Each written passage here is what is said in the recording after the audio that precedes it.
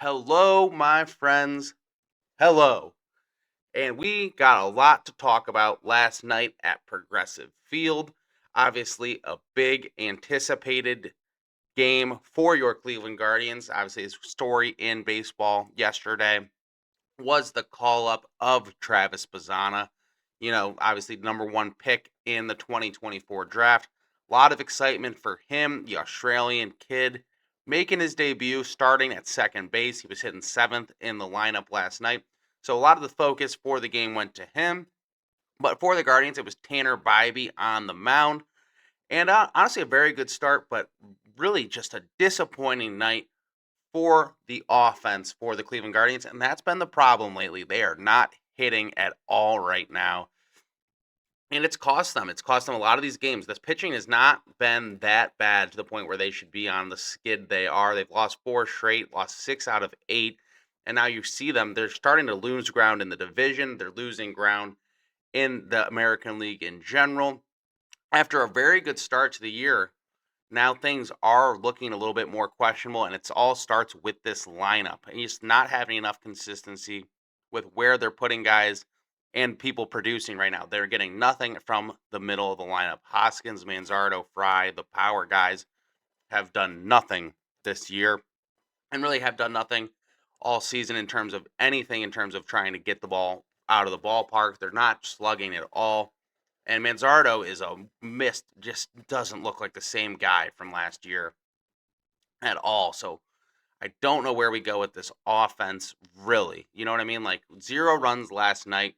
Again, 2 games in a row. They've had chances in the bottom of the ninth. A hit would have won it. And just can't come through. So interesting. Bottom of the ninth last night. They get a two out double from Angel Martinez, who's been really one of the bright spots in this offense lately. He's been hitting really well from both sides of the plate. And again, it was left-handed last night, which is supposed to be his weaker side. So a lot to like with Martinez. But then Travis Bazzana gets his chance and goes down 2-0, goes up 2-0. And Kevin Cash, I was thinking they should have done it anyway, especially with how this offense is going. They just decided to intentionally walk him. It was his second walk of the night. He had drawn a walk in his previous at bat for Bazzana. And he gets up with 2 walks on the night, but they walk Bazzana. And then 2 nights in a row, George Valera has come up in clutch opportunities with runners in scoring position with chances to tie or even win the game. And he's had 2 of the most pathetic strikeouts you're gonna see. There've been 3 pitch at bats, just swinging. He looks like he's trying to kill the ball. I mean, and that is he's not. Just looks poor up there at the plate. So right now, that is a concern with George Valera, and he's been getting these opportunities. Like instead of the David Fry, I know it's been against righties both times, so they're going to the lefty pinch hit bat. But like in the past, where David Fry was that big bat off the bench that you're going to in the clutch spot, I'm trying to give that mantle at least from the left-handed side to Valera, because he's not going to play every day in the field. He's just not a good enough outfielder, similar to Fry. And then here's where you end up with a situation like this. 2 bad strikeouts in clutch situations, and this team just cannot get the big hit when they need one. I mean, 0 runs last night, 2 runs on the 2-run homer the night before, but the offense really does not have a good night the night before as well. Just this 2-run shot from Schneemann. And now here you are. This team is just not hitting flat out. The offense is not there right now. Bazzana's up to give you a little life. Martinez has been good. Schneemann's been good.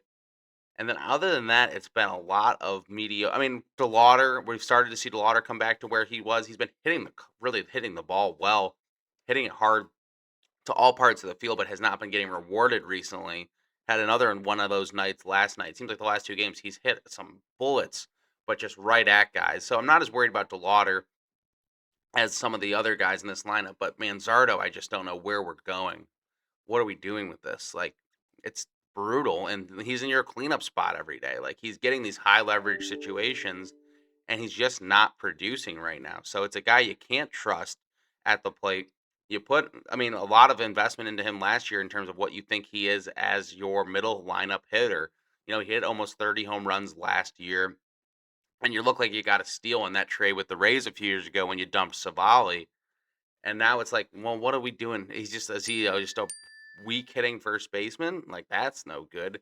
And obviously, that's an issue for this team going forward, especially because Reese Hoskins has not been what they were hoping for since they signed him. I think he's a good locker room, good clubhouse guy, and maybe the bat comes around for Reese, but it hasn't, and there doesn't seem to be much pop left in that swing at all.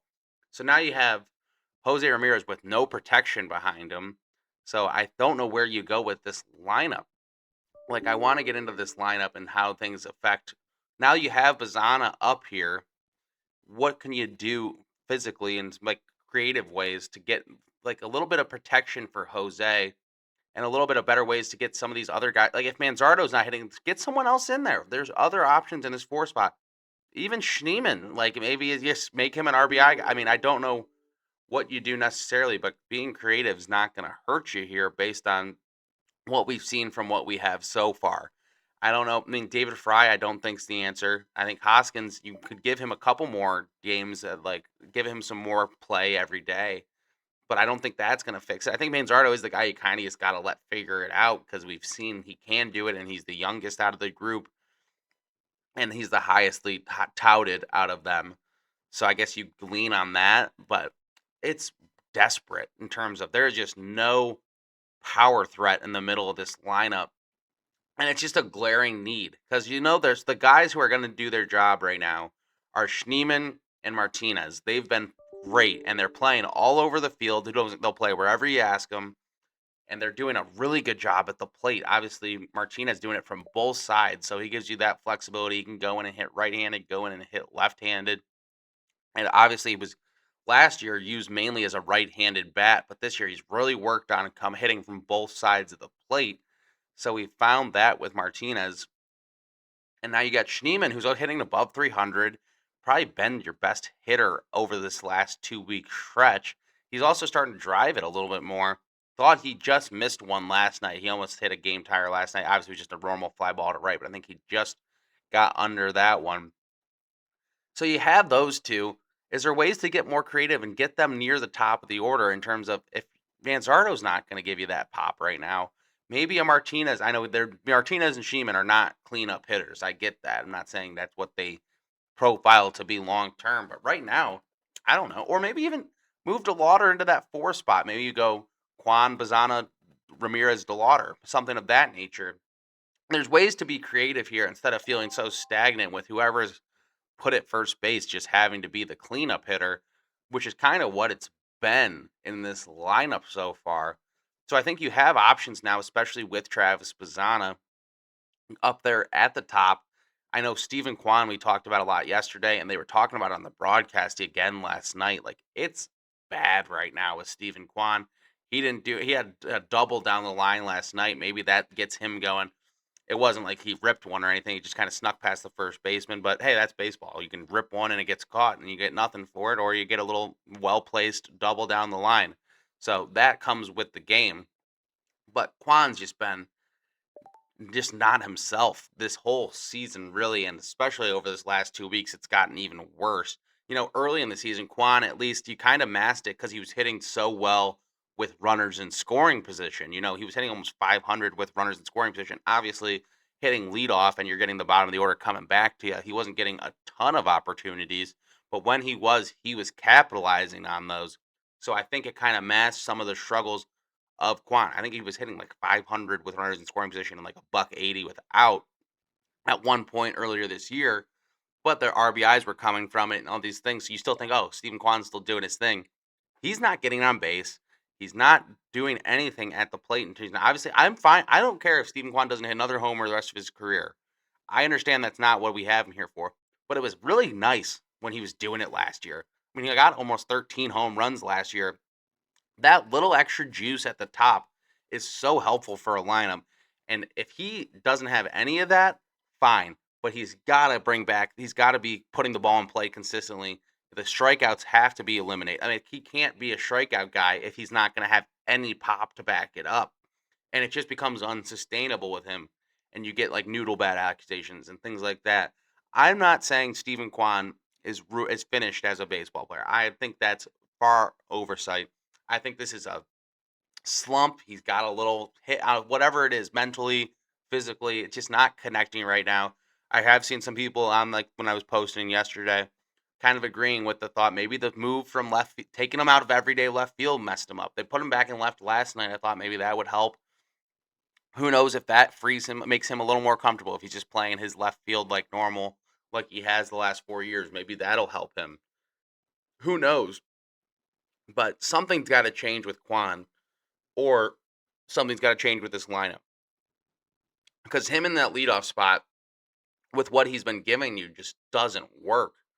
At least not for now. It's not working long term. Like, this not sustainable. The offense isn't doing anything right now. So now you're put yourself in a tough spot across the board. Where do you move Quan in the line? Like, do you want to just go Bazana leadoff? Bazana, DeLauder, Ramirez, and then I guess it's still Manzardo. I don't know. Like, see, that's where I would go. Like, maybe even I think a Schneemann right there kind of fits. Just the way he's been hitting, you could put him in the right spot. Or even a Mart. Like, I think a Mart. I would, if right now, if you wanted me to give an effort at it, I think we'd go Bazana, Martinez, Ramirez, DeLauder. That's your first four. Obviously, prefer against a righty for that, but I think that's where you're going.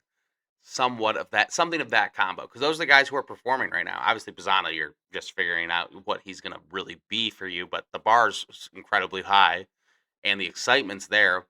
And I think it seems like he has the right temperament for it, and also he's such a good base runner.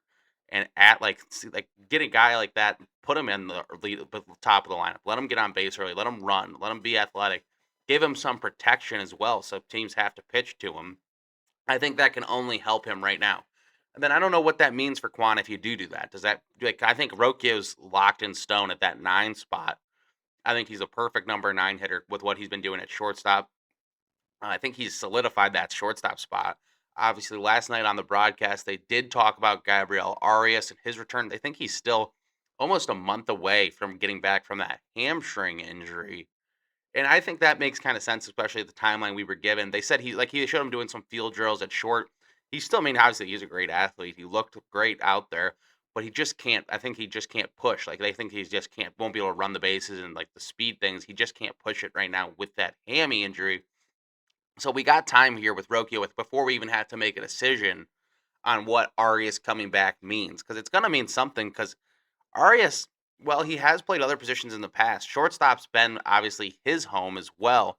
So it's going to be interesting because I think obviously Bazana's got his spot now. He's the second baseman. You're not going to try and split reps or bench or have any days where you're not playing Bazana because you want to get Arias reps. That doesn't make any sense. This guy needs to be playing as much as possible right now. Obviously, you don't want to put too much on his plate, but he needs to be getting every day at bats, figuring things out, learning at the big league level. So you're going to see a lot of Bazana. I'd be surprised. So there won't be any move there. And then maybe you do just see a little less. Maybe Rocchio gets a day or two extra off. I mean, we've seen Arias play the outfield in the past. I didn't love watching Arias play the outfield in the past, but maybe that's his spot when he comes back, or maybe he's just that third infield utility guy. And he's a good enough. He throws. I mean, obviously, we've talked about Arias and the talent level and what he has there. Like, he's the guy they like. I don't think they're ready to DFA him because, again, he's out of options. So it's not like you can send him down. He's got to have to come back to the club. Again, this is all a month away, give or take, based on what we heard last night with his injury. So you have time to see how everyone's shaping up in terms of the lineup. Maybe some injuries come up, and then someone else is on the IL, and the spot's there anyway. So maybe you don't even have to worry about this problem. But always a thing to consider when you're dealing with the 40 man and things like that, and then dealing with sending people down to AAA and things of that nature. Always good to know where people are in terms of options remaining and where they could come in and where they fit once they come back from those injuries. So something to keep an eye on with Arias when he comes back, how it works with the middle of this infield. And then, so Wednesday afternoon, we got one more game left in this series. Hasn't been pretty with Tampa Bay. 2 games we could have easily won, but we did not, obviously, as we are down 0-2 in the series. And just trying to avoid the sweep here today. It's supposed to be a 110 first pitch. It's a little bit of a rainy, ugly day here in Cleveland. So I'm not sure that's going to get going right on time.